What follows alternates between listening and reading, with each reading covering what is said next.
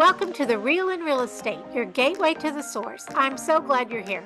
We're all about diving into the nitty-gritty of real estate, sharing insights, tips, and some awesome interviews straight from the industry's beating heart. From the latest trends to cool investment strategies, we've got you covered. Let's explore and uncover all the essential tools and knowledge you need for navigating the ever-evolving world of property and housing. Here we go. Hi. I wanted to take a moment to just talk about commissions and all the things you hear in the news. I'm a full-time professional realtor, 16 years experience. I'm not an attorney, so all I'm giving you is my opinion as to what this means. So let's start. First of all, commissions have always been negotiable. It's always negotiable. Almost every single thing in the contract is negotiable. There are timelines in the contract that are not negotiable because time is of the essence by law, but everything else is negotiable. Not all agents have charged a particular percentage. No one has ever told me I had to charge a typical percentage. It's all negotiable. What does this mean? Okay, for the seller, do you have to pay the buyer's commission? No, you've never had to pay the buyer's commission. However, let's think about that for a second. You still don't have to pay the buyer's commission.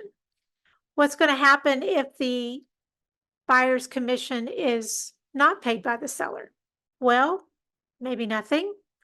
Or it could be that the buyer doesn't have enough money to bring down payment, closing costs, and commission to the table. They could tell you not, as an agent, tell their agent not to show them houses where they would have to pay the commission because they can't afford it. That's one option. That would be bad for the seller. Good for the buyer, I guess. Another option would be that the buyer is going to try to do the deal without an agent. That's not a good idea. That has never been a good idea. We do this every single day. We know what the contract says. We know how the contract affects the buyer and the seller. The average buyer does not. This is a legal document. Again, I'm not an attorney. I'm just telling you my opinion. You could get into a situation where something goes wrong, or you don't know X, Y, and Z, therefore X, Y, and Z didn't happen, and you're in trouble later on. Well, that's not the seller's problem or the listing agent's problem, because the listing agent cannot represent two people, just like an attorney cannot represent the defendant and the plaintiff in a court of law. The listing agent can only represent the seller. So you would go without representation. My opinion, not a good idea. So that's the situation for the buyer. Now, would a seller be harmed if the buyer comes without an agent? Theoretically, no. But again, if the buyer feels like they're cheated or they lost out on something because they didn't know, then they're going to be upset with the seller and the seller's agent because no one told them, even though the seller's agent can't tell them. So it's can of worms here. I'm not sure which direction we want to go. I'm telling you, it's all negotiable. It's always been negotiable. I think the seller should think about the consequences of not offering a commission. I think the buyer should think about the consequences of not hiring a realtor. I can tell you, on the first house I ever bought, I was scared to death. I knew nothing about it. I would not want to go through that alone. That's me. Of course, now I'm a realtor. It's not as scary to me, but I know there's so many things involved the average person doesn't know.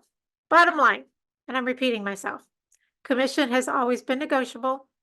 I suggest everybody have representation, and I suggest everybody consider all the angles and the consequences of the entire process. I've probably made this as clear as mud, but I've just given you my opinion. If you have questions, of course, you can call me, and I wish you the best of luck. Take care of this in a professional manner. Cover yourself. This is a legal transaction. Thank you.